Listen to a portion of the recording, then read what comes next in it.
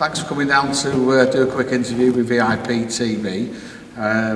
Obviously we've got the biggest fight of your career coming up against Cacedas on the 25th of October, but before we kick into that, can we just have a little bit of a look back at your career? I mean, obviously you had 6 fights before you started for VIP. Your first one was with Christian Lake. What do you remember about your debut? I remember thinking it was a world title fight. I went in there, all guns blazing. It was like something out of the Wild Wild West. Crazy fight. I don't think I displayed any boxing ability at all. Just a brawler. And started to settle down as I went through more and more fights, learned the trade a little bit more. And obviously finally come to you with 6 fights under my belt. Yeah. So Damien Turner, Daniel Thorpe, Carl Taylor, a rematch with Daniel Thorpe, and then Ibrahim Riabs. That's your normal suspects, wasn't it? Yeah, usual suspects. It's like anything, learning your apprenticeship, doing your apprenticeship, getting them fights under your belt, learning the trade, learning, difference from amateurs was 2-minute rounds when I was an amateur, then going to 3-minute rounds and not putting everything into every single shot. So it was just about me doing my apprenticeship really. Yeah, and then your first fight for VIP was on our legendary Jolly Boys show when you fought Matt Seawright. What do you remember about that? Much about the boxing or more about the Jolly Boys? Well, I seem to remember a few women knocking about.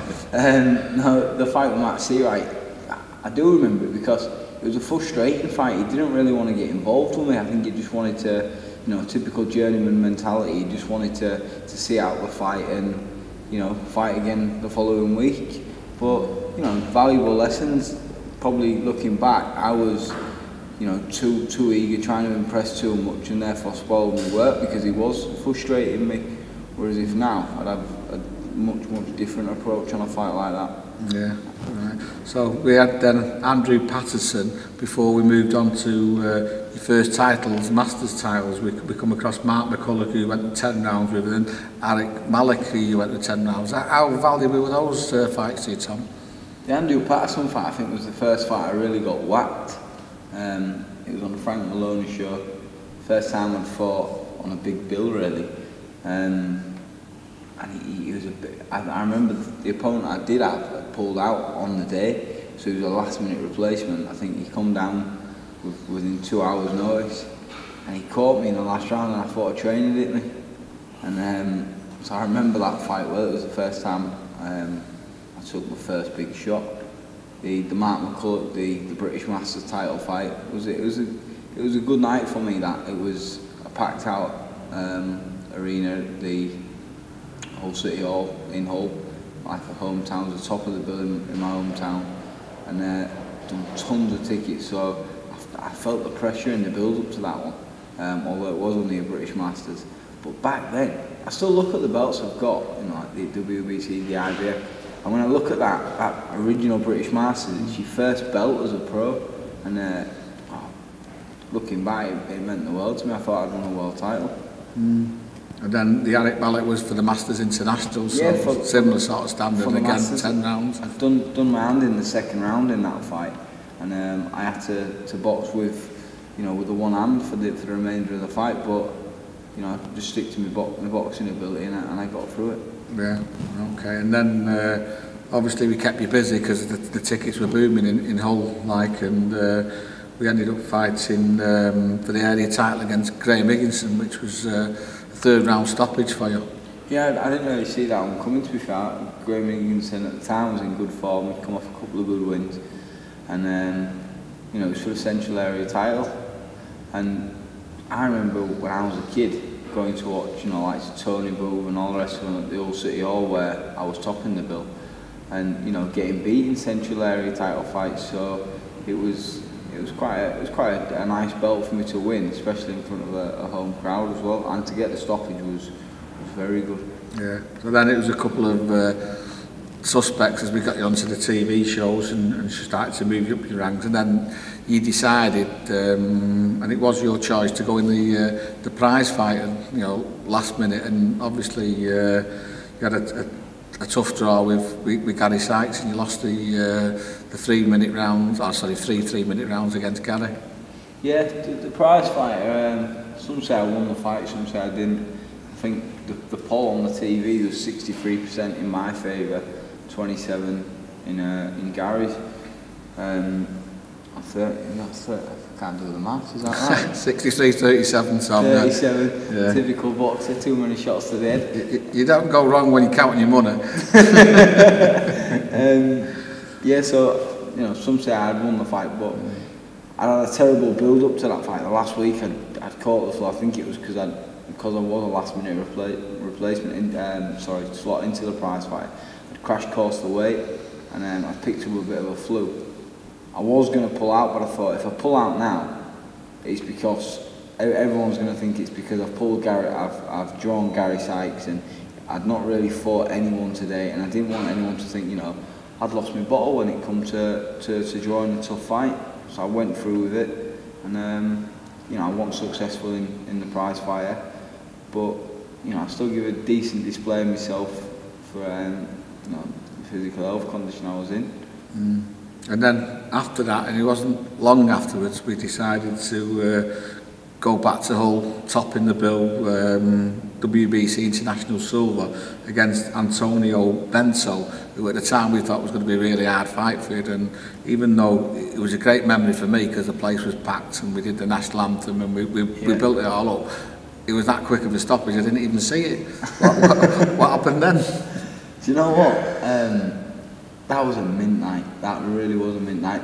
We couldn't have got another person in that Hull City Hall that night.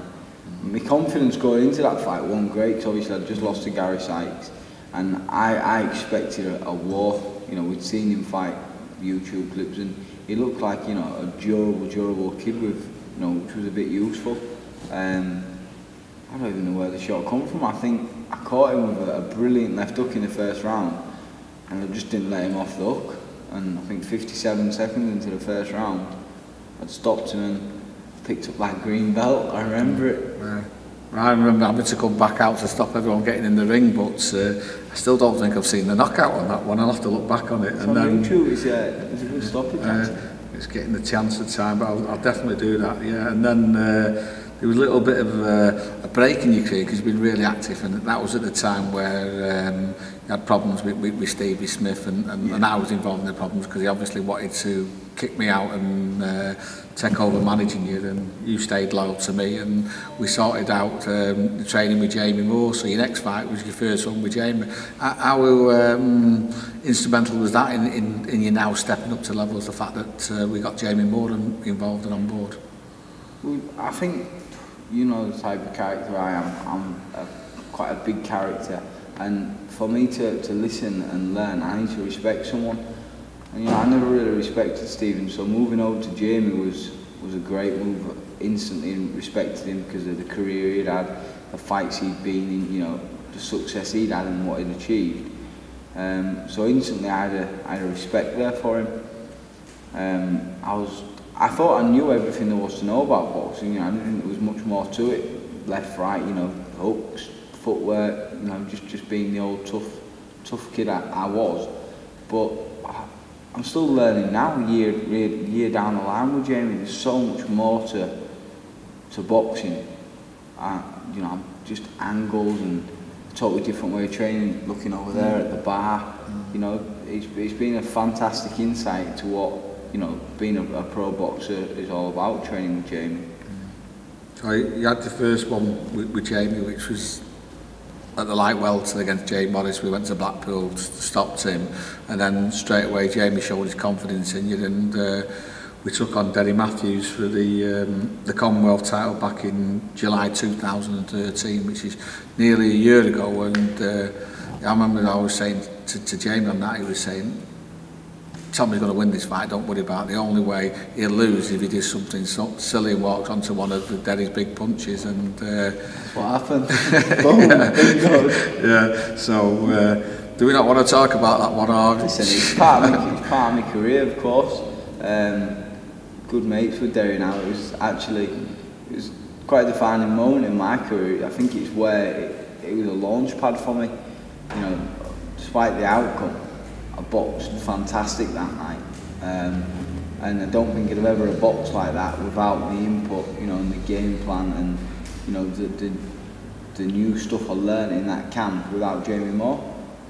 He was a massive. He's been a massive part in, you know, my success in recent months, or in the last year, should I say. It's mad to think that fight was only a year ago, that Derry Matthews fight. So much has happened so quick.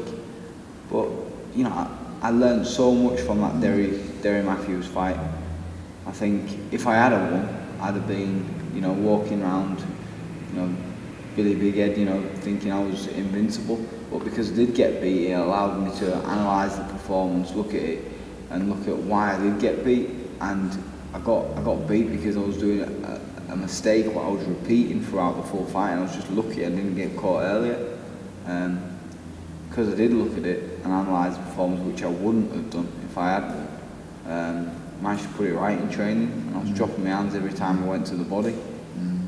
So, you know, coming through a fight like that, not getting the decision, it's more experience on the CV, and you know, putting things right on beating since then. Yeah, a lot of fighters come back from a loss and say it's the best thing that's ever happened to him. So you've certainly built on from that. I mean, we had another marking time fight, Willie Warburton, on VIP TV, and then it was the IBF International against John Simpson, who really was, should we say, a feather stroke super featherweight, but he come on and give you a little bit of trouble, didn't he? Yeah, well, I was down to fight Gavin Rees, and you know, that was going to be a massive fight for me. A fight I was up for, training was going fantastic, and then Gavin Rees pulled out with 3 weeks to go, and they slipped John Simpson in, which, you know, John's been there and done it, but he has done it at a lighter weight, so, you know, I can't take too much credit for that performance and that win, but, you know, I managed to claim the IBF International title, which was, you know, which was nice, and has put me in, you know, in line to fight the Brizuela fight, which I'm sure you're about to mention. Yeah, well, let's move straight on to that then. That was a bit of an up and down, if that's the way to describe it. I mean, you obviously was pleased with the victory afterwards, and the fact that you was in a fight similar to what Jamie had been in. Do you still look at it like that, or do you think you should have dealt with that fight a little bit easier? I should have made that fight a hell of a lot easier, but I didn't. I was involved in, you know, I was candidate for a fight of the year. I was involved in a fight what probably earned me so much respect, not just in Hull, but I think in you know, throughout the boxing fans in the UK. Definitely, it was a fight what's at the tip of everyone's tongue when they talk about great fights this year. So sometimes things happen for a reason, and I'm hoping that fight panned out the way it did, in order for me, you know, to get the status I've got today in boxing. It was a mad night, a crazy night. Right. Well, we've had one since at Leeds against an African who we knew nothing about, and he was a tough kid. But you've come through that, and we've got the Cacedas fight now, which is the 25th of October.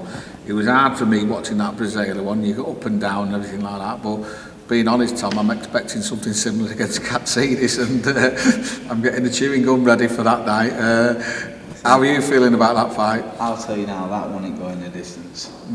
That's me being honest. I can't honestly see that one going the distance. I don't know what's going to happen, but someone's getting knocked out. You're not going for the points win, no, just jab and move his head, no.